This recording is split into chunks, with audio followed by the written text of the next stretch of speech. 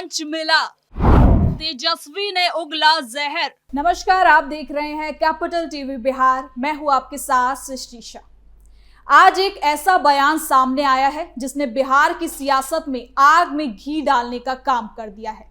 केरल की जमीन पर पहुंचे आरजेडी के कार्यकारी अध्यक्ष और बिहार की 25 सीटों वाली पार्टी के नेता प्रतिपक्ष तेजस्वी यादव ने ऐसी बात कह दी है जिसने पूरे बिहार का माथा तिरछा कर दिया। जी हां, मैं बात कर रही हूं तेजस्वी यादव की। तेजस्वी ने खुले मन से कह दिया कि बिहार देश का सबसे पिछड़ा राज्य है। शिक्षा में पिछड़ा, स्वास्थ्य में पिछड़ा और विकास में तो सबसे नीचे।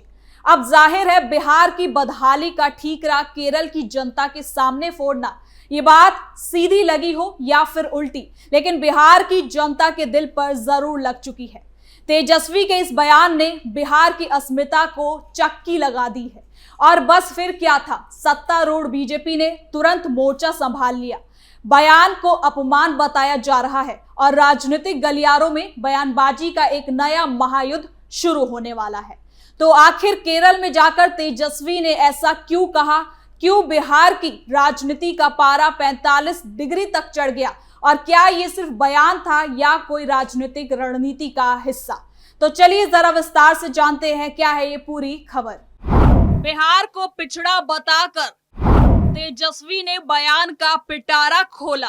केरल की चुनावी सरगर्मी और बिहार की राजनीतिक हलचल के बीच उठी एक आवाज ने पूरे बिहार के सियासी गलियारे में हलचल मचा दी है।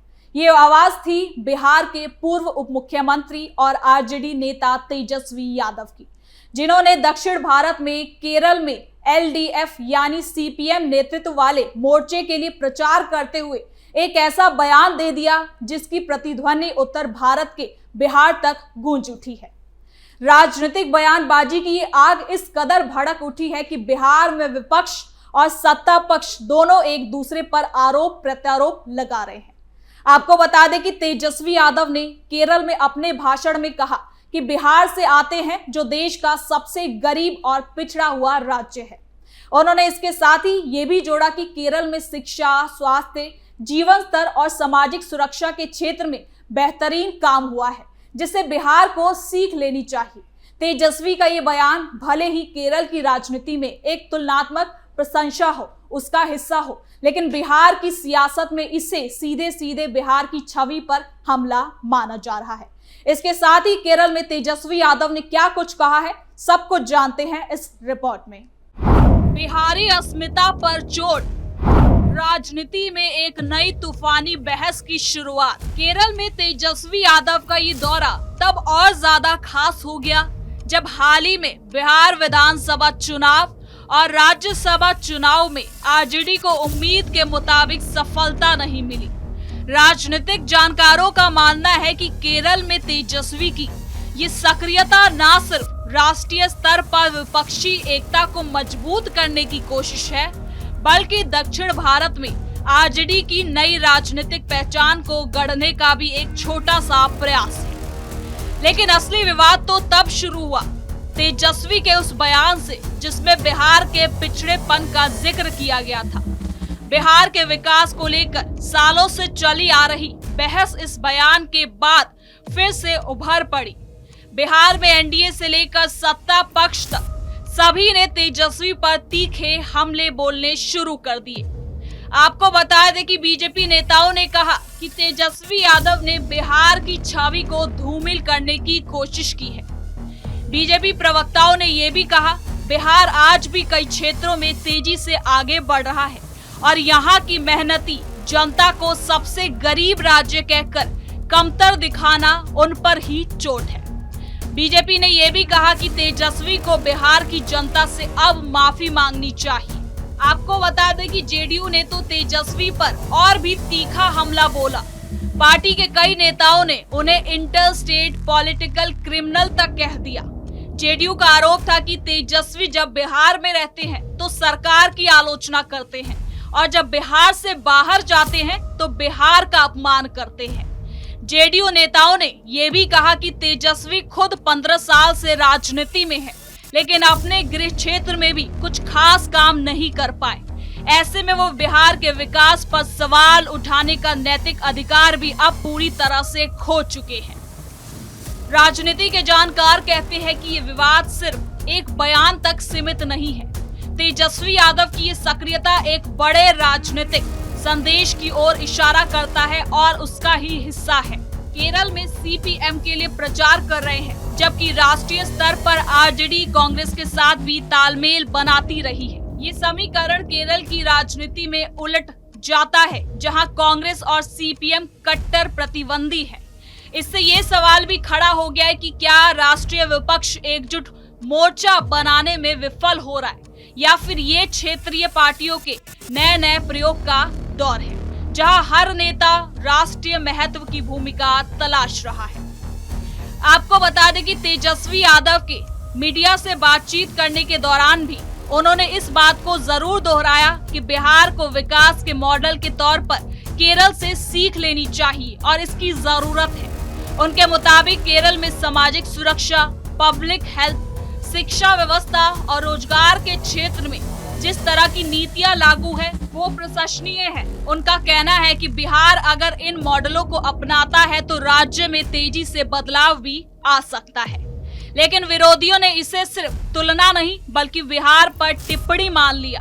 बीजेपी ने कहा कि विकास की तुलना ठीक नहीं है, लेकिन बिहार को बार बार गरीब बताना ये बताता है कि तेजस्वी ने अपने परिवार के 15 साल के शासन को भी गरीब और पिछड़ा ही स्वीकार कर लिया है। इसके साथ ही आपको बता दें कि जेडीयू ने एक कदम आगे बढ़कर कहा कि तेजस्वी चाहे जहां भी जाए हर जगह बिहार को निशाना बनाते हैं।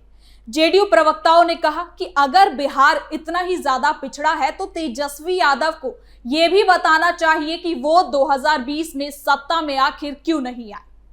आपको बता दें कि तेजस्वी यादव 5 दिन के केरल दौरे पर गए हैं, जिस दौरान वो सीपीएम, सीपीआई और सहयोगी दलों के साथ साथ अपनी पार्टी के 3 कैंडिडेट के लिए वोट मांगेंगे।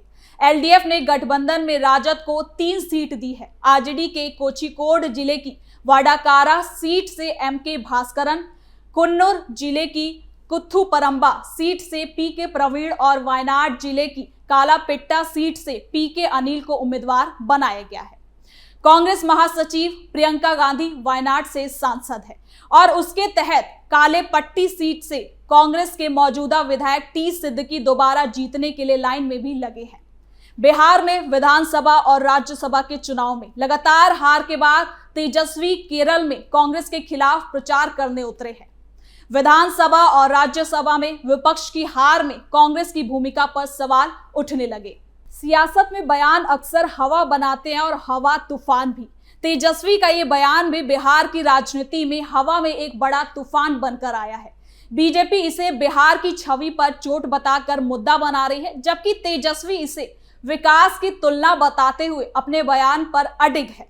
इसके साथ ही बीजेपी तेजस्वी को राहुल गांधी से भी जोड़कर देख रही है कि कैसे राहुल गांधी जब विदेशों की यात्रा पर जाते हैं तो वहां जाकर भारत की छवि को खराब करते हैं, बयान देते हैं। वैसे ही तेजस्वी यादव दूसरे राज्यों में जाकर बिहार की छवि को नुकसान पहुंचा रहे हैं। आपको बता दें कि तेजस्वी ने अपने भाषणों में यह भी कहा कि राष्ट्रीय स्तर पर सभी विपक्षी दलों को एक साथ आने की जरूरत है, मगर राज्यों में समीकरण अलग होते हैं। ये बयान कांग्रेस को भी असहज करता है, क्योंकि केरल में वो सीपीएम की मुख्य विरोधी है। तेजस्वी का केरल में सीपीएम का समर्थन देना कांग्रेस के साथ उसके राष्ट्रीय समीकरणों को भी प्रभावित करता है। इसके साथ ही आपको बता दें कि तेजस्वी यादव ने अपना ये पूरा भाषण इंग्लिश में दिया। जी हाँ, इंग्लिश में। Even while coming to Kerala, as all of you knows that my dad, National President of RJD, Sri Lalu Prasad Yadav ji, is not so well.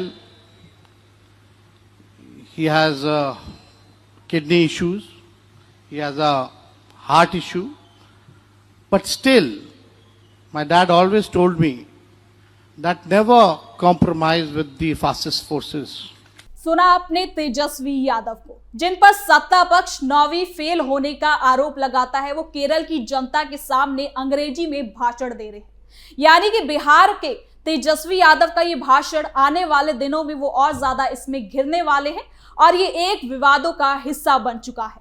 क्योंकि अब एक सवाल यह भी उठता है कि तेजस्वी यादव ने बिहार को वहां पिछड़ा बताया, जहां बिहारियों को सम्मान नहीं मिलता, जहां उनकी इज्जत नहीं होती। तेजस्वी यादव जो सवाल उठा रहे हैं कि बिहार पिछड़ा है हर क्षेत्र में, तो क्या तेजस्वी यादव इसका जवाब देंगे कि महाराष्ट्र से जो तस्वीरें सामने आई थी, जहां से बिहारी प्रवासियों को मारा जा रहा था, वापस बिहार लौटने की बात कही जा रही थी, भाषा को लेकर अपमान किया जा रहा था, ना केवल महाराष्ट्र में बल्कि कर्नाटक, केरल में भी ऐसी तस्वीरें वहां से आई थी, जहां बिहार का अपमान एक बार नहीं बल्कि बार बार किया जाता रहा है। क्या इसका जवाब तेजस्वी यादव दे पाएंगे, जहां वो शौक से प्रचार करने पहुंचे हैं? यानी कि सियासत एक बार फिर से गरमाने वाली है। तो फिलहाल के लिए इस खबर में इतना ही। देखते रहिए कैपिटल टीवी बिहार।